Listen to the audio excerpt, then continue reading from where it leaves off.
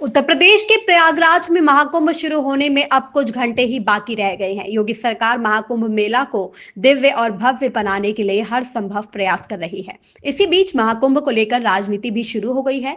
Bhim army chief एवं नगीना सांसद चंद्रशेखर आजाद ने महाकुंभ में जाने वाले श्रद्धालुओं को लेकर एक विवादित टिप्पणी कर दी है। चंद्रशेखर आजाद ने अपने बयान में कहा कि कुंभ मेले में वही लोग जाएंगे जिन्होंने पाप किए हैं। इस पर स्वामी आदि मुक्तेश्वरानंद सरस्वती महाराज के बाद योगी सरकार के मंत्रियों ने हमला बोल दिया है। नहीं, मैंने कहा कि जिन्होंने पाप किए हैं, मैं यहाँ जहाँ रहता हूँ उससे 50-60 किलोमीटर पे हरिद्वार है और हम बचपन से ये सुनते आए हैं हिंदू धर्म के धार्मिक गुरुओं से कि गंगा जी में जाके अपने पाप धो और पापों से मुक्ति ले लो। ना मैंने पाप किए, मैं तो अपने हक वंचित समाज को उनके पैरों पर खड़ा करने के लिए, उनके साथ जो जुल्म हो रहा है उसको रोकने के लिए काम कर रहा हूं। तो मुझे पाप धोने की जरूरत नहीं है। और रही बात, हमारी पार्टी का स्टैंड स्पष्ट है। जिन संतों गुरुओं महान पुरुषों के रास्ते पे, विचारधारा पे हम लोग चलते हैं, हम पाप और पुण्य में बहुत भरोसा भी नहीं करते, हम तो कर्म में भरोसा करते हैं। मंत्री असीम अरुण ने चंद्रशेखर के बयान की निंदा करते हुए कहा कि हमें किसी भी तरह स्वीकार नहीं है। यूपी सरकार में मंत्री असीम अरुण ने कहा कि चंद्रशेखर आजाद का बयान बहुत निंदनीय है, जो हमें किसी भी तरह स्वीकार नहीं है। उन्होंने कहा कि मेरा अनुरोध है कि किसी की आस्था से खिलवाड़ नहीं करना चाहिए। कुंभ केवल पंथ और परंपराओं का संगम नहीं है, बल्कि पवित्र नदियों का संगम है। मंत्री ने आगे कहा कि अगर वह सोच रहे हैं कि सनातनी परंपराओं की आलोचना करके और कटु बातें कहकर उनकी राजनीति आगे बढ़ेगी, तो यह बिल्कुल गलत है। हमारी आस्था और परंपराओं का कोई मजाक बनाए, यह हमें स्वीकार नहीं है। ये बहुत ही निंदनीय बयान है।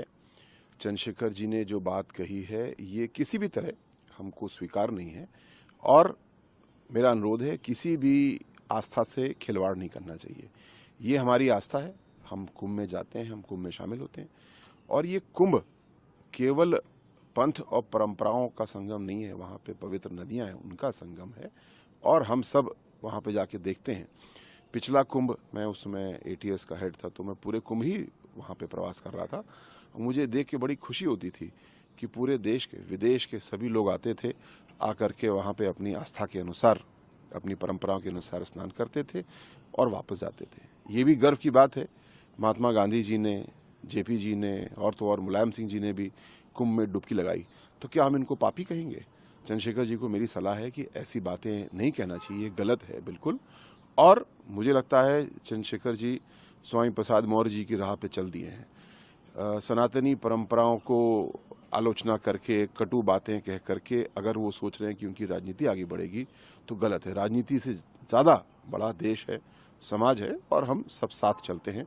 अगर उनको कोई विकास की आलोचना करना है, स्वागत है, हम उसको बेहतर करेंगे, लेकिन हमारी परंपराओं की, हमारी आस्था की कोई इस तरह मजाक बनाए, ये हम लोग को स्वीकार नहीं है।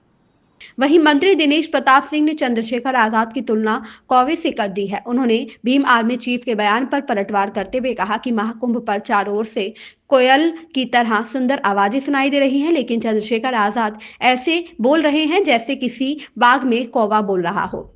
दरअसल गुरुवार को भीम आर्मी चीफ एवं सांसद चंद्रशेखर आजाद ने कहा था कि कुंभ मेले में वही लोग जाएंगे जिन्होंने पाप किए हैं, उन्हें ही जाना चाहिए। लेकिन क्या कोई यह बताता है कि कोई पाप कब करता है? उनके इस बयान पर जगत गुरु शंकराचार्य स्वामी आदि मुक्तेश्वरानंद सरस्वती महाराज ने कहा कि क्या वह महाकुंभ में आए हैं? हमारे विश्वास के कारण हम यहाँ आए हैं और हम बहुत खुश हैं। इससे किसी को कोई समस्या नहीं होनी चाहिए। नगीना से सांसद चंद्रशेखर आजाद के इस बयान पर लगातार विवाद बढ़ता जा रहा है। इसको लेकर सांसद एवं आजाद समाज पार्टी के अध्यक्ष चंद्रशेखर आजाद ने सोमवार को सहारनपुर में कहा कि मैंने कहा कि जिन्होंने पाप किए हैं वो ही कुंभ के लिए जाते हैं। हम हिंदू धर्म के धार्मिक गुरुओं से बचपन से ही सुनते आए हैं कि गंगा नदी में जाकर अपने पाप धोकर पापों से मुक्ति ले लीजिए। उन्होंने आगे कहा कि हमारी पार्टी का स्टैंड साफ है कि हम पाप पुण्य में भरोसा नहीं रखते हैं, हम कर्म में भरोसा करते हैं। चंद्रशेखर ने कहा कि